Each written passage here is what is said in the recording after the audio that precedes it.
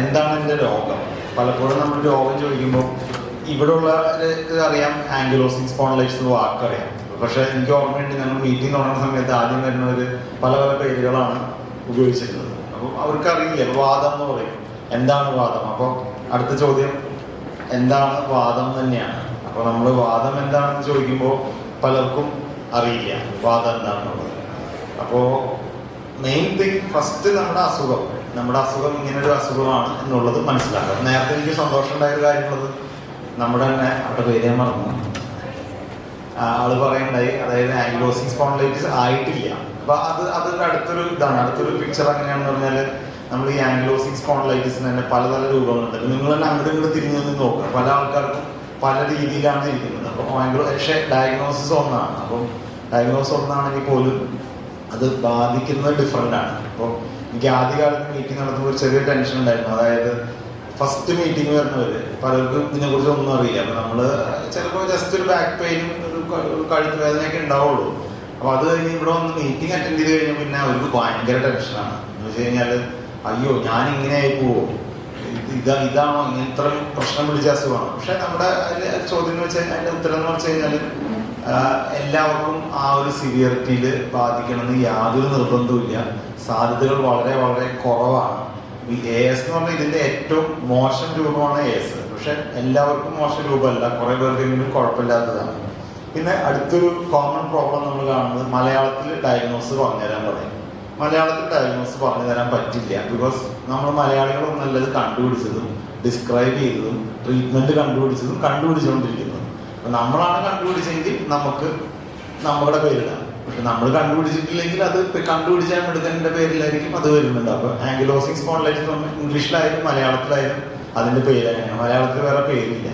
പിന്നെ നിർബന്ധിക്കുന്നവരുടെ അടുത്ത് നമ്മൾ പറയും സന്ധിവാദം എന്നാണ് പറയും. ഇപ്പൊ എന്തായാലും വാദം എല്ലാവരും ഫെമിലിയർ ആണ്. പക്ഷെ എന്താണ് വാദം എന്ന് ചോദിച്ചു കഴിഞ്ഞാൽ നമ്മുടെ ക്ലാസ് അറ്റൻഡ് ചെയ്തവർക്ക് മുമ്പ് അറിയേണ്ടതായിരിക്കും. പക്ഷെ ബാക്കി എനിക്കറിയുന്ന ഒരാൾക്കും ഈ വാദം എന്താണെന്നുള്ളത് അറിയില്ല. എനിക്ക് വാദം ഉണ്ടെന്നത്, പക്ഷെ എന്താണ് വാദം അറിയില്ല.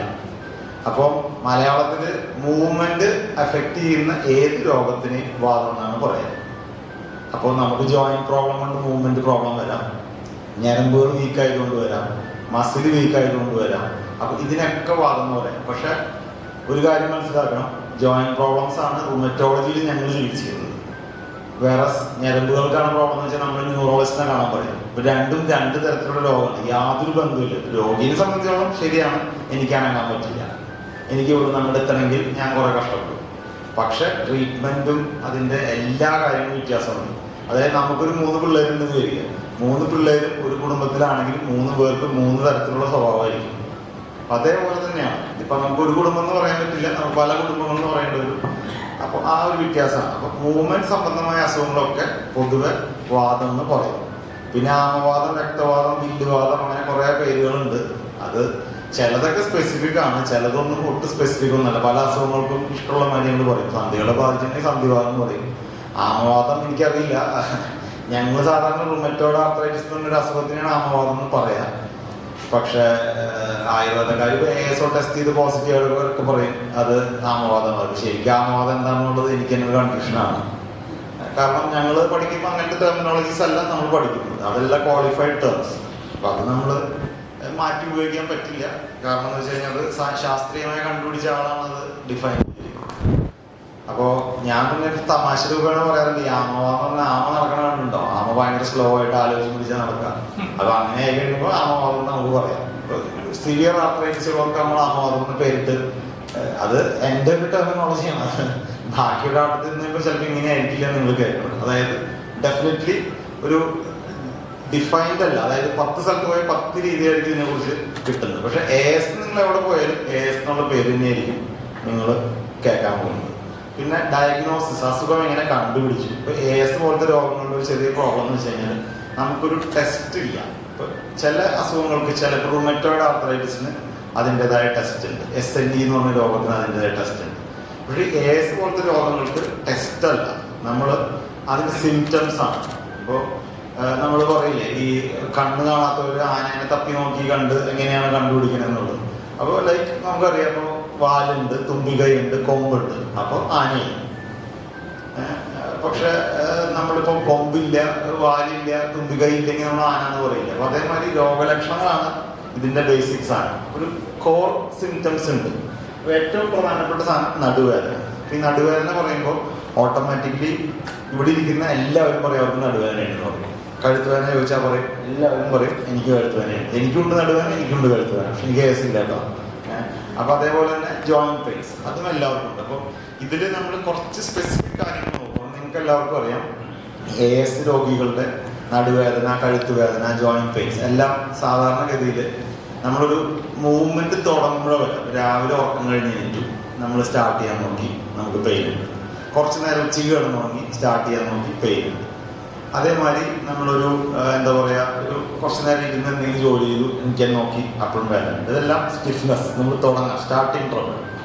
നമ്മൾ സ്റ്റാർട്ട് ചെയ്ത് കഴിയുമ്പോൾ ആ മൂവ്മെന്റ് വന്നു തുടങ്ങുമ്പോൾ പതുക്കെ ഓയിൽ കിട്ടണ മാതിരി നമ്മൾ ഫ്രീ ആവും.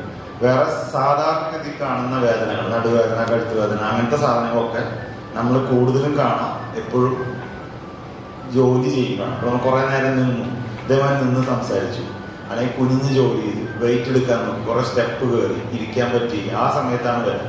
അപ്പോൾ ബാക്കിയുള്ളവരുടെ നടുവേദന നിങ്ങളുടെ നടുവേദന നമ്മൾ വ്യത്യാസം എന്ന് വെച്ചാൽ അവർ ജോലി ചെയ്യുമ്പോൾ നടുവേദന വരും, നിങ്ങളുടെ ജോലി ചെയ്യുമ്പോൾ നിങ്ങളുടെ നടുവേദന പൊതുവെ കുറയും. പിന്നെ സ്വാഭാവികമായി ഏത് വേദനയുള്ള ആൾക്കാർ കൂടുതൽ ജോലി ചെയ്യാൻ നോക്കുമ്പോൾ ഒരു ഇത്തിരി വേദന കൂടുതൽ അനുഭവപ്പെടാം. പിന്നെ ഈ ആൻക്ലോസിങ് സ്പോണ്ടിലൈറ്റിസ് പോലെ രോഗമുള്ളവർക്ക് ഈ എൻതസൈറ്റിസ് എന്ന പ്രശ്നമുണ്ട്. എൻതസൈറ്റിസ് എന്ന മസിൽ പേശികൾ എല്ലുകളോട് ചേരുന്ന സ്ഥലം. അപ്പം ബോഡിയിൽ ഒരു 800 സ്ഥലങ്ങളുണ്ട് അങ്ങനെ.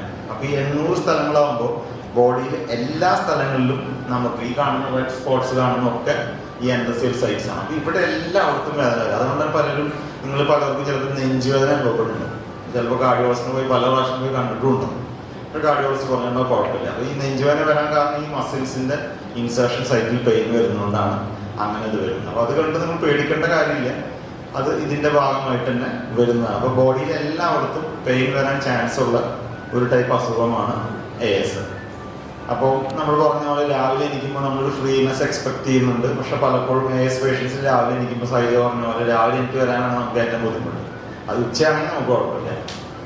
ഇപ്പോൾ ടെസ്റ്റ് ഒന്നുമില്ലേ, ഇപ്പോൾ ടെസ്റ്റ് ഉണ്ടെന്ന് പറയുമ്പോൾ നമുക്ക് HLA-B27 ടെസ്റ്റ് ഉണ്ട്. പക്ഷെ ഞാൻ ഒബ്സർവ് ചെയ്തിരിക്കുന്നത് ഇവിടെ നമുക്ക് ഒരുപാട് പേർക്ക് ഇന്ത്യയിൽ HLA-B27 നെഗറ്റീവായിട്ടാണ് AS കാണുന്നത്.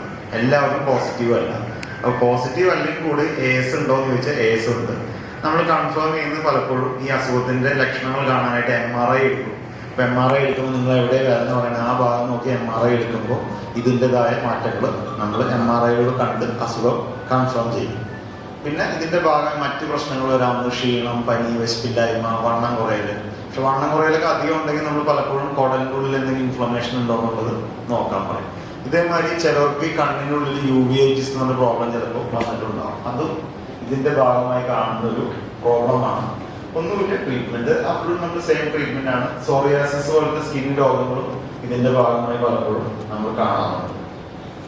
പിന്നെ ഈ പടത്തിന്റെ പ്രത്യേകത എന്താണെന്നല്ലോ, ഇതിലെന്താണ് ഈ 3 പടം കൂടി എന്താണ് ഒരു എന്തെങ്കിലും നിങ്ങൾക്ക് ഇത് തോന്നുന്നുണ്ടാവും. ഇതിലെ ആ വ്യക്തിഗതതയാണ് കാണിക്കുന്നത്. വെള്ള താറാവുകളുടെ ഇടയിൽ ഒരു മഞ്ഞ താറാവ്, കറുത്ത ഡ്രസ്സിന്റെ ഇടയിൽ ഓറഞ്ച് ഡ്രസ്സിന്റെ ഒരാള്, കറുത്ത ഡ്രസ്സിന്റെ ഒരു വെള്ള ഡ്രസ്സിന്റെ ആള്. അപ്പം ഈ AS അല്ലെങ്കിൽ സ്പോണ്ടിലോ ആർത്രൈറ്റിസ് അത് ഇൻഡിവിജ്വലാണ്. അതായത് ഞാൻ ഈ പറയുന്ന എല്ലാ ലക്ഷണങ്ങളും എല്ലാവർക്കും ഉണ്ടാവുന്നില്ല. ചില ലക്ഷണങ്ങൾ ചിലർക്കും ഉണ്ടാവും, ചിലത് മറ്റുള്ളവർക്കും ഉണ്ടാവില്ല. അപ്പം ഓരോരുത്തരുടെ ഡിസീസ് അവരുടെ സ്പെസിഫിക് ആണ്. അപ്പം എല്ലാ ലക്ഷണങ്ങളും എല്ലാവർക്കും വരില്ല, ഒരിക്കലും വരില്ല. അത് എത്ര രൂക്ഷമാണെന്ന് പറഞ്ഞാൽ പോലും സിമിലർ ആയിരിക്കില്ല. അപ്പൊ എല്ലാവർക്കും കുറച്ച് ഡിഫറെന്റ് ആയിരിക്കും. അപ്പൊ അങ്ങനെ നമ്മൾ താരതമ്യപ്പെടുത്താനോ നമ്മളത് ഇയാൾ ഇങ്ങനെയാണ് അതുകൊണ്ട് ഞാൻ ഇങ്ങനെയായിപ്പോ അങ്ങനെ വിചാരിക്കേണ്ട യാതൊരു കാര്യം ഇല്ല. പിന്നെ അപൂർവ അസുഖമാണോ ആദ്യം ഒരു സംശയം വരും. ഇത് അത്ര അപൂർവ അസുഖമല്ല. കാരണം ഞാൻ അന്ന് പ്രസന്റ് ചെയ്യുന്നത് 5 വർഷം മുമ്പ് സ്ലൈഡാണ്, 100-ൽ ഇപ്പൊ അത് തിരുത്തി 100-ൽ 100-ൽ 2 പേർക്കാണ്. അപ്പൊ നമ്മളൊരു ഇത് ഇങ്ങനെ ഗ്രൂപ്പ് നമുക്കൊരു നോർമൽ ആൾക്കാരെന്ന് വിചാരിക്കുന്ന ഇത്ര ഒരു ഗ്രൂപ്പിന് കിട്ടിയാൽ ഇതിനുള്ളിൽ ഉണ്ടാവും 2 പേര് ഈ അസുഖമുള്ളൂ. അപ്പൊ നമ്മള് അത് കണ്ടുപിടിക്കാത്തതിന് കാരണം അവർക്ക് അത് സിവിയർ ആയിരിക്കില്ല, ജസ്റ്റ് ബാക്ക് പെയിൻ ഉണ്ടാവുള്ളൂ, അല്ലെങ്കിൽ ചിലപ്പോൾ uveitis മാത്രമേ ഉണ്ടാവുള്ളൂ, അല്ലെങ്കിൽ സ്കിന്നിന് മാത്രം പ്രശ്നം ഉണ്ടാവുള്ളൂ. അതുകൊണ്ടാണ് നമ്മൾ പലപ്പോഴും ഇത് അറിയാതെ പോകുന്നത്.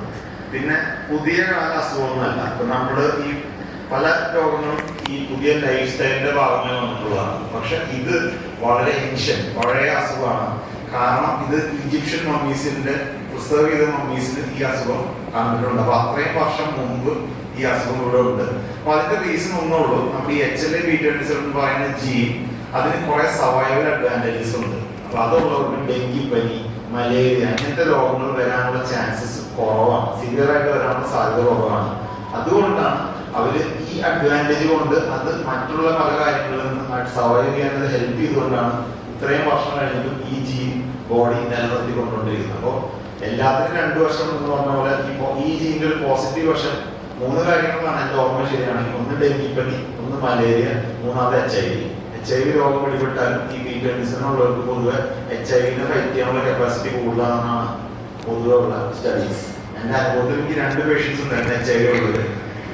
ഒരു കുടുംബത്തിൽ ആക്ച്വലി 4 പേർക്ക് HIV വന്നു. ഈ ഒരു പയ്യന് മാത്രം B27 ഉണ്ടായിരുന്നു. അപ്പം ഈ പയ്യൻ മാത്രം സർവൈവ് ചെയ്തു, ബാക്കി 3 പേരും നേരത്തെ മരിച്ചു. അപ്പം അങ്ങനെ സിറ്റുവേഷൻ വരെ ഞാൻ കണ്ടിട്ടുണ്ട്.